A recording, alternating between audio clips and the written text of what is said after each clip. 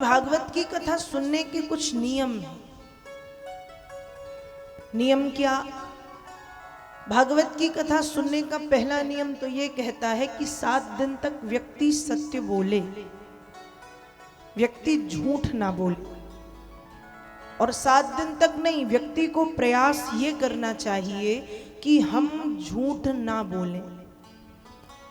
यदि आपको याद हो तो कल मैंने आपको बताया था, भागवत के महात्म के पहले अध्याय का पहला श्लोक और पहले श्लोक की पहली पंक्ति और पहली पंक्ति का पहला शब्द कहता है सच्चिदानंद।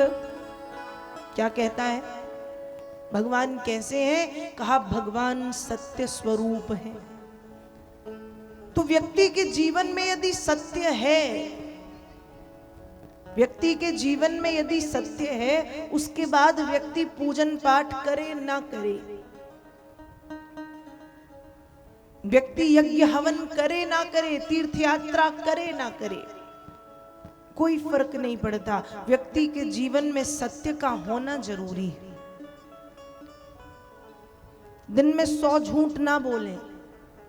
धीरे धीरे झूठ बोलने की जो आपकी क्षमता है उसको कम कर दो। 100 बार बोलते हो, 80 कर दो, फिर धीरे धीरे और कम कर दो, 60 कर दो, फिर और कम कर दो, फिर और कम कर दो। झूठ मत बोलो। कोशिश ये रहे कि कम से कम, क्योंकि हम मनुष्य के तन में हैं और साथ साथ हम घर गृहस्थी वाले हैं, इसलिए कभी ना कभी किसी को खुश करने के लिए या अपने कुछ काम बनवाने के लिए या बनाने के लिए झूठ बोलना पड़ता है सबको। पर कोशिश यही हो कि झूठ ना बोलें। पहला नियम। पहला नियम, जिंदगी में तो ना बोलें, लेकिन जब कथा के श्रोता और यजमान बनकर के आप 7 दिन बैठे हैं, तो इस पवित्र प्रांगण में बैठ के 7 दिनों तक व्यक्ति को झूठ नहीं बोलना चाहिए। दूसरा नियम, 7 दिन तक क्रोध ना करें। कई लोग होते हैं जिनकी नाक पे गुस्सा बैठा रहता है, तो ऐसे जो लोग ज्यादा क्रोधित होते हैं, ज्यादा गुस्सा करते हैं, क्रोध करने से भी नुकसान उनका ही होता है। लेकिन 7 दिनों तक व्यक्ति को चाहिए कि व्यक्ति क्रोध ना करे। बात बात पे तो क्रोध आ जाता है, गुस्सा आ जाता है, वो गलत है। और इन 7 दिनों में जब आप कथा के यजमान बन के बैठे हैं, तब तो आपको बहुत ही सहजता में रहना चाहिए, सरलता, विनम्रता, झुक करके रहो। और व्यक्ति को हमेशा झुक के रहना चाहिए। आपने देखा है, जितना फलदार वृक्ष होता है वो उतना ही कैसे होता है? झुका। जितना जिस पेड़ में जितने फल लगे हैं वो उतना झुक जाएगा, और जिसमें फल नहीं है वो अकड़ा सा खड़ा रहेगा। वैसे ही व्यक्ति के पास जब बहुत कुछ आ जाता है ना, तो व्यक्ति दिखावा नहीं करता, वो विनम्र हो जाता है, वो सरल हो जाता है, वो सहज हो जाता है, वो झुकना सीख जाता है। और आपके विनम्र और सरल होने से आपकी तारीफ ही होगी। कभी कभी हम देखते हैं कितना बड़ा व्यक्ति, कितना बड़ा व्यक्तित्व, लेकिन जब उससे बात करो तो लगता है कि अरे ये बहुत डाउन टू अर्थ है, ये बहुत जमीन से जुड़ा हुआ व्यक्ति है, ये बहुत सरल है। हम फिर बताते हैं 4 लोगों से, 10 लोगों से, अरे वो उनके पास गए थे, इतना बड़ा व्यक्तित्व, लेकिन सरलता, इतनी सरलता, इतनी सहजता। तो व्यक्ति को सरल बनने का प्रयास करना चाहिए, विनम्र। और इन 7 दिनों में जब आप कथा के श्रोता हैं, कथा के यजमान बन के बैठे हैं, तो क्रोध ना करें, सरलता, सहजता जीवन में लाएं। दूसरा नियम। तीसरा नियम, 7 दिनों तक जो कथा के यजमान हैं उन्हें पृथ्वी पर सोना चाहिए। नियम तो ये कहता है, लेकिन समय के साथ नियम में परिवर्तन। पृथ्वी पर आप नहीं सो सकते, कुसा बिछाइए। कुसा पे नहीं सो सकते, कंबल बिछाइए। कंबल पे नहीं सो सकते तो जो आपका पलंग है, बेड, उसका त्याग करके वो जमीन पे आप बिस्तर बिछा लो और उस पे सो। 7 दिनों तक कथा के यजमान को, कथा के श्रोता को पृथ्वी पर सोना चाहिए। तीसरा नियम।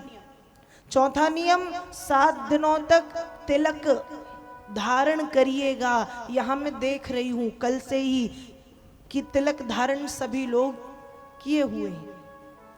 घर से लगा के आए ना आए, पर पंडाल में लगा दिया जाता है। होना चाहिए, लगवा लिया करे। ये मत सोचा करे कि तिलक लगाएंगे तो हमारा फैशन बिगड़ जाएगा।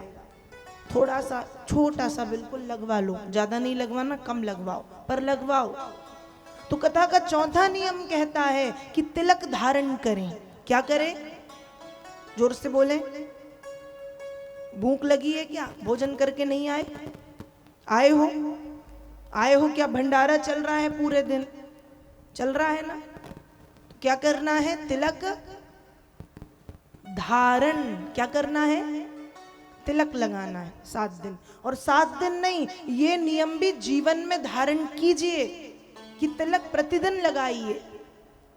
लोग सोचते हैं कि तिलक लगाएंगे तो क्या होगा, बहुत कुछ होगा। कई बार क्या होता है, तिलक लगाने से बहुत छोटी छोटी जो समस्याएं हैं वो तो ऐसे ही चली जाती हैं। पर तिलक लगाने का भी एक नियम है। मैं हमेशा कहती हूँ कि जब भी तिलक लगाएं तो पहले उस तिलक को भगवान के चरणों में लगाएं। जिन भगवान जी को आप मानते हैं, चाहे वो महादेव हो, चाहे हनुमान जी हो, चाहे राधा गोविंद हो, चाहे लक्ष्मी नारायण हो, चाहे जगदम्बा मैया हो, जिन भगवान का आप पूजन करते हैं उनके चरणों में तिलक को लगा के, उनके नाम को लेते हुए उन्हीं के चरणों का वो तिलक अपने माथे से लगाइए। और जब ऐसा तिलक धारण करके आप अपने घर से बाहर निकलेंगे तो दुनिया के जिस काम को करने के लिए आप निकलोगे वो बनेगा ही बनेगा। दूसरी बात, ये भगवान के चरणों का तिलक लगा के यदि निकलोगे और मान लो रास्ते में कोई बहुत बड़ी घटना घटने वाली है, एक्सीडेंट होने वाला है, हाथ पैर टूटने वाला है, लेकिन उस तिलक का प्रभाव ऐसा होगा कि छोटी सी खरोंच आएगी। कटना था पैर, पर कट गई पैर की उंगली।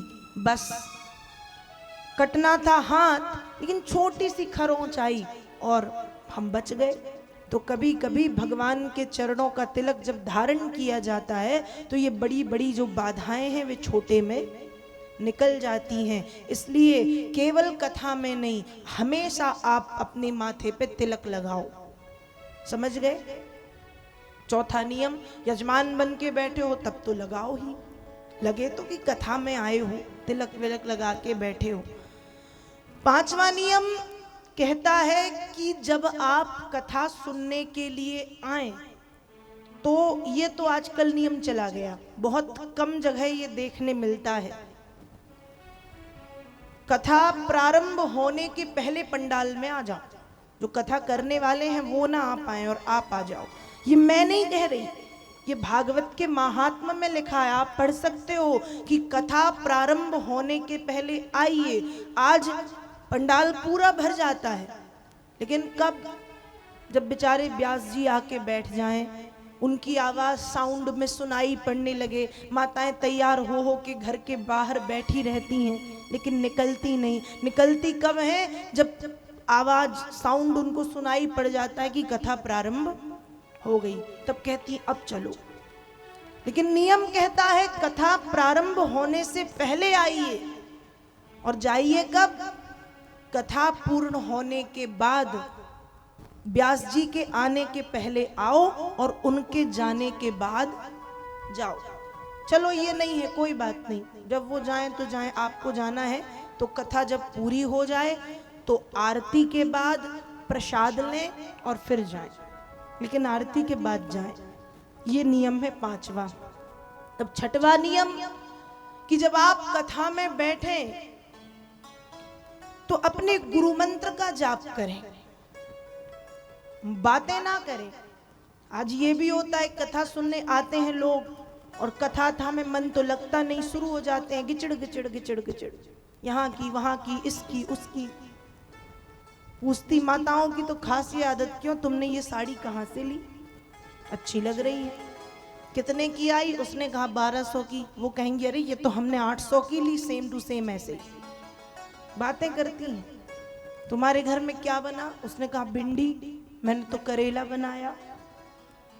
सब जब तक कढ़ी दाल की बातें उनकी हो ना, तब तक उनको आनंद नहीं आता। लेकिन भागवत जी कहती हैं कि जब आप कथा सुनने के लिए बैठे, जब आप कथा सुनने के लिए बैठे तो कैसे बैठे, मौन, मौन रहें, लेकिन भीतर अपने गुरु मंत्र का जाप करते रहें। यदि आपने दीक्षा ले रखी है तो गुरु मंत्र का जाप करें। और अब कई लोग ऐसे भी हैं जो कह देंगे कि हमने तो दीक्षा ली नहीं, तो हम क्या करें। अब जिन्होंने दीक्षा ली नहीं, तो पहली बात तो ये है, शास्त्र कहते हैं विष्णु दीक्षा भीना नाम नाधिकारा कथा श्रवे। जो भगवान विष्णु की दीक्षा से विमुख हैं, जिन्होंने भगवान विष्णु की दीक्षा नहीं ली है, उन लोगों को कथा सुनने का भी अधिकार नहीं होता।